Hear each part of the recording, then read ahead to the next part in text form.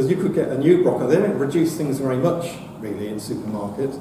So you don't go and think, well, that broccoli, it's 2 days old, or it's on the sell-by date, and it's 5p cheaper. You may as well go and get the nice one that's going to last you the rest of the week. But if you do go to that food place, just saying, I wonder if there's anything interesting here that I could try that I've never tried before. So it's a completely different mindset. So the thing, coming back to the money, is that these are the things that normal people will try when they get into financial difficulty. The first thing, particularly if you're younger, is you go to family and friends. You might do some more work, you might take an extra part-time or whatever you can find. Or you might go and get another credit card or a bank loan. And in my experience of that, there are two things. Back in the 80s, I thought to myself, I need the money for the rent, what have I got to sell? And I had a really big corgi toy and Matchbox car collection and train sets and everything, which I really liked. But at the same time I thought, well, this is not very good spiritually, because if there was ever a fire, I'd be trying to save them. I don't want to be attached to anything. This was my outlook at the time. I don't want to be attached to material things.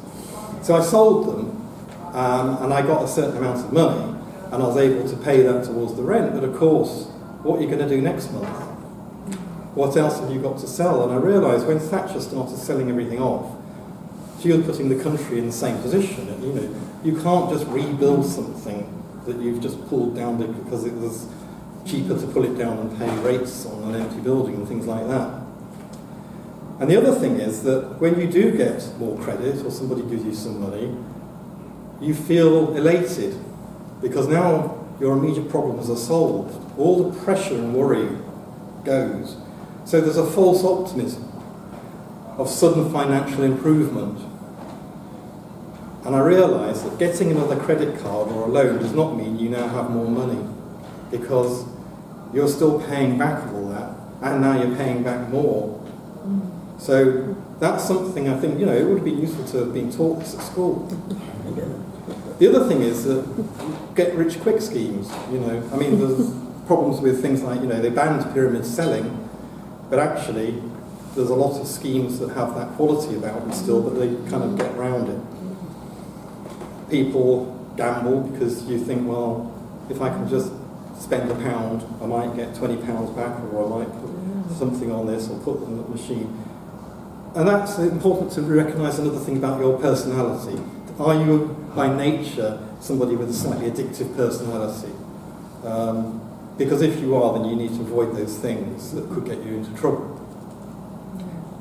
People obviously go to loan sharks sometimes because they think they get a better deal than going to a bank, but we know enough about what happens there, and people come around and threaten you. I never went on any of those routes, by the way, apart from some of the get-rich-quick schemes, which I did try. I abandoned them fairly quickly. But that's something else that happens. So we're now looking really at the psychology of taking small actions and recognising why we buy things. And we should look at our regular income and expenditure as a starting point. So there are some rational things that we do, as well as sort of metaphysical things. So it's a bit like, one of my favourite sayings is, trust in Allah, but tie your camel. So you've got to do a little bit of both until you're more confident. Set a few realistic goals or targets. Like I say, when I moved back up to Yorkshire, I decided I was going to stay within my limits. And then I worked out, what's the rent cost, what's this cost, what's that cost, what is coming in, what's going out. So I knew that then at the end of each month, I was breaking even or I got a bit left over. Now, not enough to put into any savings, but nevertheless enough to go and buy another Kit Kat or something. The other thing is, don't resent paying your bills. And this is another thing that commonly you come across, that people will actually not want to pay their bills, or they won't open them, or they will resent the fact they've got to pay their bills. And that's not the mental side of yourself that you want either, because what you want to do is, we often talk in spiritual groups about money being an energy. And if you start blocking that energy on the way out, you're blocking it on the way in as well. It's not flowing. So pay your bills as much as you can. I mean, there are times when you really can't pay them at all, but at least you've got the intention. So we're back to intention. You know, I do intend to pay this, I just can't pay it all now. And so there are various things you sometimes try, or you talk to the people and say you're having a hard time. But don't resent it. In the same way that you shouldn't really resent people who've got a lot of money and are really wealthy. So it's tempting, I know. A lot of us don't like things like Amazon and Jeff Bezos, and we perhaps don't like Elon Musk and things like that because we think they're rich, money-grabbing people and all the rest of it. But don't resent it, because they're an example of the possibility that people can achieve those things. Also, don't think that you're always the one that's worse off, because there's always someone off worse than you, and there's always someone off better than you. But the universe likes to show everything that it can do. And one of the things that it can do is it can create extreme wealth and extreme poverty. So rather than looking at them and resenting them, try and look at it in a different way. I think, well, they're evidence, they're proof that these things can happen. You don't have to worry about how they're happening. Don't get into that wormhole of, well, it's all ill-gotten gains. You know, they're ripping people off, they're paying the workers. You don't need to go there. You just want to, bring the positive part of it into your life. When you go out, buy better items. I mean, there's a tendency when you haven't got very much to go to a shop and think, well, that one's £1, and actually that one's a lot better, it's made better, but it's £2, and I can't really justify that, so I'll get the £1 one. Because very soon you'll find you're going out to buy another £1 one because that broke. And this happens a lot. You do kind of get what you pay for with goods in our society. Behave more like an abundant person, and change your thinking, and change the way you see something. So you look at those two items and you think, well, I could buy that expensive one, but I choose not to. I'm going to buy something else, which is a different mindset. You're making a conscious choice that, yeah, I can afford to spend that on there, but I think I'll do something different. Not, I can't afford it. And you're sending out the right message, you see. The other thing you can do is you can set up things to give yourself a bit of passive income. Because in this group we've got lots of people with a lot of abilities and a lot of things that they do that aren't particularly mainstream, so they find it slightly challenging to perhaps market those things or ask for money for them. But you can set things up. You can set things up online. You can set up things. You can consult. With me, it's websites. So what I do is I do someone's website and I charge them a small amount for setting the thing up, and then I usually try and get them to pay something a month, because that way I've got 10 quid coming in every month, or I've got 50 quid, depending on the nature of the people. And usually, in all honesty, Christine and others who I do websites for, I may actually do something for you, but a lot of websites never ask me to do anything, but they're paying me a retention. So as soon as they say, oh, can you add this, I'm straight on it. And that's what I think they're paying for in that sense. But I still charge very small amounts, and I think people would say, well, you're undercharging people. And I think there's a thing when you're doing things, you have to ask yourself about, what am I worth, or what am I happy to receive? And for me as well, there's an element of wanting to help. I like helping people. So therefore, if they just give me something, and I also have the opportunity to help them, I feel good about helping them. I feel good about the fact I haven't written them off. But also I'm getting something too. And there's been occasion when one or two people have contacted me and said, I know you don't do my website, but could you help do something with my website? And I said, yeah, that's fine. Give me the login and I'll help you. And at the end, I've never said to them, they say how much. I said, no, it's fine. I'll just help you. And at the end, there comes a point where sometimes they say, well, I really would like to give you something. And I say, well, you can just donate anything to me you like, really. I said, I don't really mind. Sometimes I might give them a clue and say, well, normally I might work for this, but I'm not asking you for that. And very often I'm thinking to myself, well, I suppose I could charge them £40 for those 6 months that I've spent not off and on doing their site. And then what miraculously happens is that suddenly you get like £140. that they've just donated to you. And it's a win-win because you've got more than you asked for.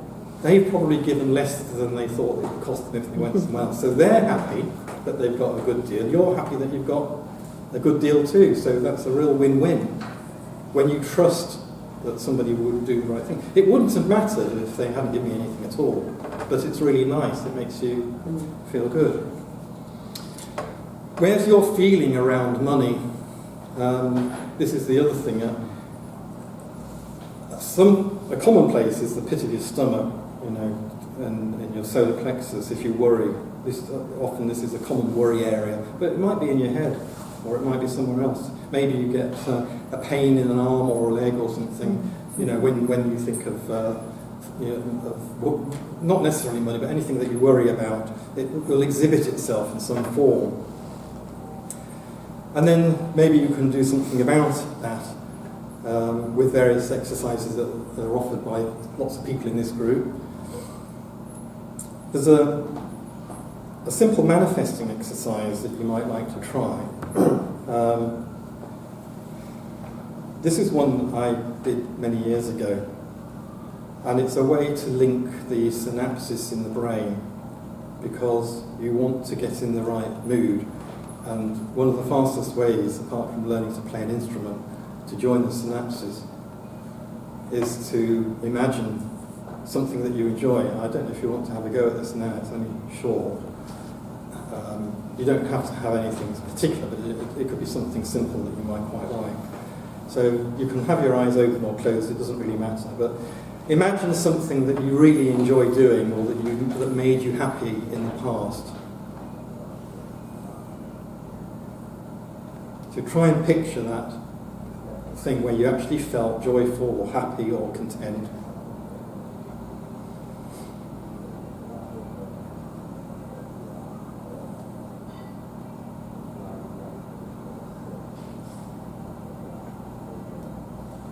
Right, very quickly I want to think of something sad or that you worry about, very momentarily, and then go back to your happy thought.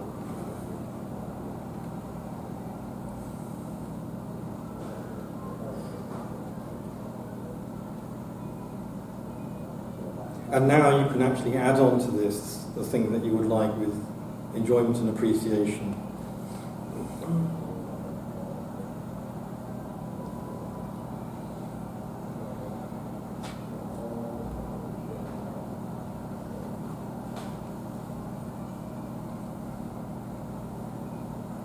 Now I want you to let go of it, and I want you to open your eyes and look around the room at anything to distract you from that thought. If you start thinking about it there, go look at a chair, look at anything.